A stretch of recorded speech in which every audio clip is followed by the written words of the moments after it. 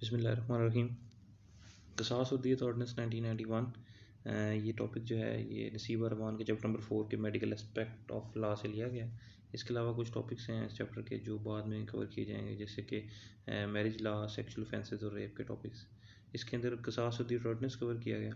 तो शुरू करते हैं। कसास और दियत ऑर्डिनेंस जो है ये पाकिस्तान के प्रेसिडेंट ने 1991 में एक प्रेसिडेंशियल ऑर्डर के तहत जो है इसको दिया, और ये कुरान और सुन्नत के मुताबिक था, और पार्लियामेंट ने लेटर ऑन इसको जो है पास किया। तो ये अब पाकिस्तान का जो है लॉ बन चुका है। तो ये 1991 का जो ऑर्डिनेंस था कसास और दियत ऑर्डिनेंस के नाम से, ये पाकिस्तान का लॉ बन चुका है।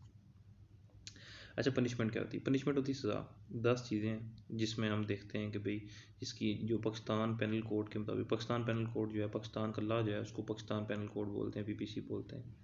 अब हम ये इधर बताना चाहते हैं कि जो पनिशमेंट है ये 10 तरह की होती हैं। किसास ये अब इस्लामिक लॉ पढ़ रहे हैं हम एक तरह से, जो किसास और दियत ऑर्डिनेंस दिया था। तो किसास होता है दियत, अर्श, दमन, ताज़िर, डेथ, इम्प्रिजमेंट फॉर लाइफ, ये मुख्तलिफ हैं। फ़ाइन और मुख्तलिफ चीज़ें हैं जो ये इसमें पनिशमेंट में आती हैं। तो भी हम एक एक करके इन सबको देखेंगे। तो सबसे पहले हम जो है वो देखते हैं अर्श। अर्श के साथ जो दूसरी चीज़ है वो दमन। ये दो चीज़ें जो हैं इकट्ठी आती हैं। इसकी सिर्फ जो है हमें इतना पता होना चाहिए कि इनमें डिफरेंस क्या है। अर्श और दमन दोनों कॉम्पनसेशन है, ठीक है। हार्ट की डेफिनेशन अभी हम आगे पढ़ेंगे। आप किसी बंदे को कोई नुकसान पहुंचाते हैं तो लॉ में उसके लिए कोई ना कोई चीज़ स्पेसिफाइड है। जैसे मैंने किसी बंदे की प्रॉपर्टी छीन ली तो लॉ में स्पेसिफाइड है कि अगर मैं किसी बंदे की प्रॉपर्टी छीनता हूँ या किसी बंदे को नुकसान पहुंचाता हूँ तो उसके लिए मुझे ये फ़ाइन किया जाएगा। तो उसको हम अर्श कहते हैं, ठीक है। ऐसी कंपनसेशन जिसके बारे में लॉ में पहले से लिखा गया है कि इस चीज़ की कंपनसेशन ये होगी, और वो कंपनसेशन विक्टिम को या उसके जो लवाहिकीन है उसको अदा की जाए। अगर विक्टिम की डेथ हो जाती है तो उसको अर्श बोलते हैं। दमन समथिंग डिफरेंट। दमन में क्या फ़र्क है? दमन ये चीज़ है कि कंपनसेशन है हर्ट की, लेकिन इसमें अर्श नहीं आता। मतलब कि वो चीज़ें जो कि लिखी नहीं गई लॉ में कि भाई इस चीज़ की कंपनसेशन क्या होगी, इसकी क्या होगी, वो कोर्ट डिसाइड करती है। जो जज है वो डिसाइड करेगा कि इसकी कंपनसेशन इस बंदे को क्या देनी चाहिए, विक्टिम को या उसके लवाहिकीन को। इसको हम दमन कहते हैं। तो अर्श और दमन में सबसे बड़ा फ़र्क जो है वो यही आ जाता है कि जो अर्श है वो लॉ में स्पेसिफाइड है, और जो दमन है ये स्पेसिफाइड लॉ में नहीं है, बल्कि जो जज है वो उसी वक्त फैसला करता है कि क्या होनी चाहिए।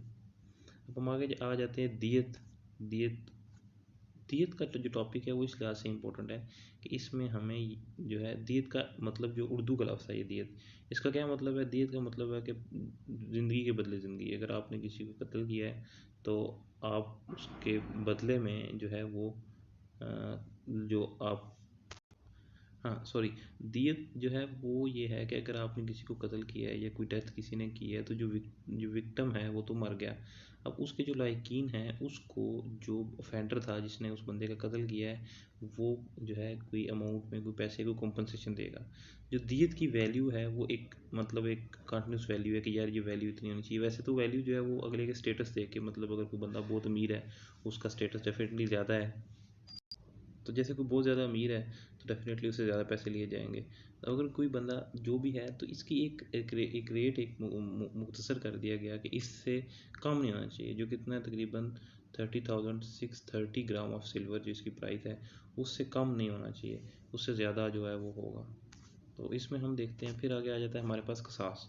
अब जो किसास है ये क्या है? किसास में हम ये कहते हैं कि जब आपने किसी को पनिश करना है, उसमें यह है कि अगर किसी ने आपका हाथ काटा तो आप उसका हाथ काटेंगे, अगर किसी ने आपकी आँख निकाली तो आप उसकी आँख निकालेंगे। ये किसास है। अगर किसी ने किसी बंदे को कत्ल कर दिया तो उसके बदले उसको कत्ल किया जाएगा, ये भी किसास के अंदर आता है। तो ये दोनों किसास के अंदर आते हैं। फिर हम आगे आ जाते हैं हर्ट के ऊपर। हर्ट क्या चीज़ है? हर्ट की जो डेफिनेशन है ये बहुत ज़्यादा इंपॉर्टेंट है। ये सेम टू सेम ऐसे ही याद करनी है जैसे लिखी हुई है। Whoever causes pain, harm, disease, infirmity, injury to any person, ठीक है। कोई बंदा किसी को कोई दर्द, कोई नुकसान, कोई डिजीज़, कोई भी चीज़ पहुंचाए, और इम्पेयर या ख़राब करे, डिसेबल और dismember any organ of the body, या उसके किसी बॉडी पार्ट को डिसेबल कर दे, परमानेंटली डिसमेंबर कर दे, तो ये उसको हम किस में लाते हैं? हर्ट में। लेकिन हर्ट में सबसे जो चीज़ इंपॉर्टेंट याद रखने वाली वो ये है कि इसमें डेथ नहीं होती, ठीक हो गया। बंदे की डेथ नहीं होगी बल्कि आपने बंदे को नुकसान पहुँचाया। अब हर्ट की 4 से 5 टाइप्स हैं। सबसे पहले इतलाफ़ उद, दूसरी इतलाफ़ सलाहियत उद, फिर शजा, और फिर आखिर में जुर, ठीक है। ये 4 टाइप्स बहुत इंपॉर्टेंट है। अब सबसे पहले हम देखते हैं इतलाफ़ सलाहियत उद। ये जैसे नाम से पता है इतलाफ़ उद, सॉरी इतलाफ़ उद का क्या मतलब है कि आपने किसी के जो है वो किसी के बंदे के ऑर्गन को, किसी लिम्ब को जो है आपने नुकसान पहुंचाया, एम्पूटेट कर दिया, डिसमेंबर कर दिया, डिसलोकेट कर दिया, तो ये सब कुछ आएगा इतलाफ़ उद में। ठीक है। फिर दूसरी इतलाफ़ सलाहियत उद, जैसे नाम से ज़ाहिर है सलाहियत उद। उज़ जो है लफ्ज़ उर्दू का है जिसको हम ऑर्गन की सेंस में यूज़ करते हैं, ऑर्गन के लिए उज़ू इस्तेमाल करते हैं हम। तो इतलाफ़ सलाहियत उद के आपने किसी भी ऑर्गन की सलाहियत ख़त्म कर दी। जैसे कान में सुनने की सलाहियत होती है, आपने उसको मारा, उसके जो है मेम्ब्रेन रप्चर हो गई और वापस सुन नहीं सकता, तो ये इतलाफ़ सलाहियत उद में आएगा। या आपने उसकी नर्व डैमेज कर दी है, ये सब कुछ इतलाफ़ सलाहियत उद में आएगा। मतलब अब वो अपने उस ऑर्गन से नॉर्मल फंक्शन परफॉर्म नहीं कर सकता। अब जो दूसरी, अब दो हो गई इतलाफ़ उद, इतलाफ़ सलाहियत उद। फिर हमने पढ़ा शज्जा होता है, जुर होता है। अब शज्जा क्या है? शज्जा hurt on the neck, head and face. Hurt on the face and head ये दोनों शज्जा में आते हैं। फिर आ जाता है जुर। सर के अलावा और मुंह के अलावा कहीं भी अगर कोई चोट या हर्ट आएगा तो उसको जुर में हम काउंट करते हैं। लेकिन जुर को हमने दो में डिवाइड करते हैं, एक जुर जैफ़ा, एक जुर गैर जैफ़ा। जो ट्रंक है हमारा मेन बॉडी का, उसको हम जुर जैफ़ा में कहते हैं, जैसे कलर से डिनोट हो रहा है। और जो बाकी लिम्ब्स हैं पेरिफेरी में और नेक, ये सब जुर गैर जैफ़ा में आते हैं। अभी हम इसकी टाइप्स भी देखते हैं फर्दर। अब शज्जा की क्या टाइप्स हैं? शज्जा में क्या है हमारे पास जी? Hurt on the head. हमने क्या है कि शज्जा का हर्ट और जो हेड और फेस के ऊपर जो भी आया हमें हर्ट, उसको हमने शज्जा में काउंट कर दिया। अब शज्जा में हमारे पास जो है मुख्तलिफ टाइप्स हैं। शज्जे खफीफ़ा है, ठीक हो गया। उसके बाद शज्जे मुदीहा, शज्जे हाशिमा, शज्जा मुनक्किला, शज्जा आमा एंड शज्जा दामिगा। ये जो 6 टाइप्स हैं ये बहुत इंपॉर्टेंट है, पेपर में बहुत पूछी जाती हैं। ठीक है। अब हम देखते हैं इसमें सबसे पहले कि शज्जा में क्या है। ठीक है जी। शज्जा मैंने कहा हर्ट है ऑन द हेड और फेस। अब शज्जे खफीफ़ा, शज्जे मुदीहा, हाशमा, मुनक्किला, आमा, दामिगा, ये 5-6 टाइप्स। इनको याद करने का क्या तरीका है? इसका नुमानिक अगर हम याद रखना चाहें तो K M Hamad, KMHMAD, Hamad, KM Hamad से आप याद रख सकते हैं। शज्जे खफीफ़ा, नाम से ज़ाहिर है खफीफ़ा होता है थोड़ा, मतलब कि इसमें नुकसान पहुंचा आपके। इसमें आपने याद रखना है एक ऐसा बंदा जिसका सर फटा हुआ है। तो इसमें आप, क्योंकि हेड और फेस की बात हो रही है, तो आप सर की तरफ अगर गौर करते हैं तो अगर किसी बंदे को सर पे चोट आई है लेकिन बोन नज़र नहीं आ रही, सिर्फ सुपरफिशियल चोट आई है, तो उसको हम शज्जे खफीफ़ा कैलकुलेट करेंगे। दूसरा है शज्जे मुदीहा। अगर चोट आई है और बोन एक्सपोज हो गई लेकिन बोन का फ्रैक्चर नहीं है, तो उसको कहेंगे शज्जा मुदीहा। अगर फ्रैक्चर हुआ है बोन का लेकिन डिसलोकेशन नहीं हुई, तो उसको कहेंगे हाशमा। फिर है मुनक्किला। मुनक्किला में एक्सपोज भी हुआ, फ्रैक्चर भी हुआ और डिसलोकेट भी हुआ बोन, इसको मुनक्किला बोलते हैं। शज्जा आमा क्या है? इसमें सारी चीज़ें हो रही हैं, एक्सपोज भी हो गया, बोन भी नज़र आ गई, बोन का फ्रैक्चर, बोन डिसलोकेट भी हो गई। जो मेम्ब्रेन है, जैसे ब्रेन के अंदर आप जब खोलते हैं स्केलेटन को अपने, तो आपको डियोमीटर की, पियामीटर की नज़र, अगर मेम्ब्रेन भी जो है बोन को टच कर रही है तो शज्जा आमा। और अगर सब कुछ एक्सपोज हो गया, इवन कि ब्रेन भी एक्सपोज हो गया, फ्रैक्चर भी है, बोन रप्चर भी होगी मेम्ब्रेन, और हर चीज़ एक्सपोज होगी, ब्रेन तक नज़र आ रहा है, तो ये शज्जा दामिगा, दिमाग से निकला है शज्जा दामिगा से, हम इसको याद करेंगे। तो ये शज्जा होगा।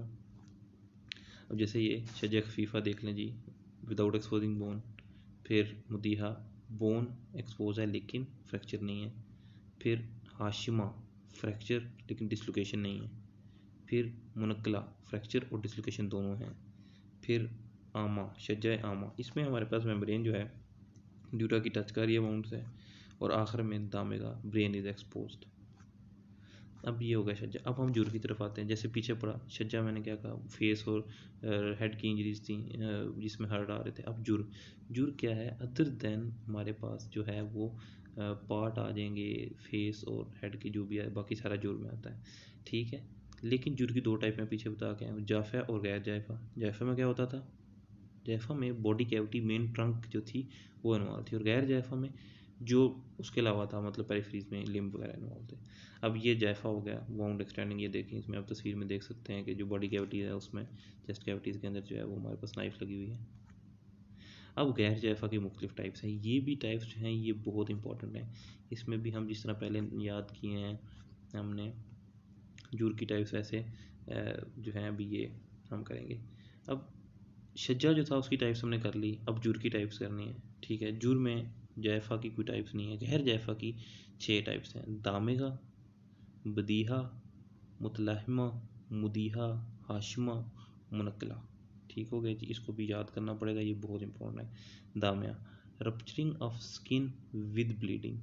ठीक हो गया।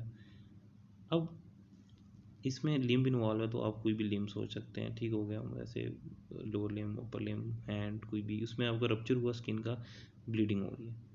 बदीहा में क्या है, बोन एक्सपोज नहीं हुई लेकिन आपका फ्लैश जो है वो कट गया, गोश्त कट गया है या मसल डैमेज हो गया। मुतलहिमा में जो फ्लैश है वो लेसरेशन है, लेसरेटेड वोंड है। मुदीहा में बोन एक्सपोज हो गई है। हाशमा में बोन का फ्रैक्चर है विदाउट डिसलोकेशन। और मुनक्कला में फ्रैक्चर है बोन का अलॉन्ग विद डिसलोकेशन। अब पिक्चर देखते हैं इनकी, ये देखें, दामिया सिर्फ हमारे पास सुपरफिशियल काटा है, ये है बदीहा। ठीक है, हमारे पास क्या है, बोन एक्सपोज नहीं हुई। फिर ये मुतलाहिमा, बोन एक्सपोज नहीं हुई लेकिन लेसरेशन है फ्लैश की।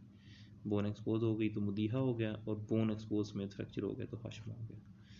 और ये मुनक्कला, fracturing of bone with its dislocation. तो यहाँ तक जो है हमारे पास ये जुर और जैफा वगैरह ये ख़त्म हो गया। अब आते हैं अदर काइंड ऑफ हार्ट की तरफ। ये कुछ 4 किस्म के हार्ट हैं, ये इतनी इंपॉर्टेंट नहीं है एज़ कम्पेयर टू पिछले के, लेकिन हार्ट बाय रैश और नेग्लिजेंट ड्राइविंग, इसके लिए जो सेक्शन है 337 जी। फिर हार्ट बाय रैश और नेग्लिजेंट एक्ट 337 एच लगता है। हार्ट बाय मिस्टेक, खता, गलती से किसी को अपने मार दिया, 337 आई लगता है। पॉइजन देके किसी को हर्ट किया तो 337 जे लगता है। मुख्तलिफ काज है। 337 L1 और L2 दो में डिवाइड है। L1 में कुछ है और 2 में कुछ है, मैं बता देता हूँ, इतना इंपॉर्टेंट नहीं है वो।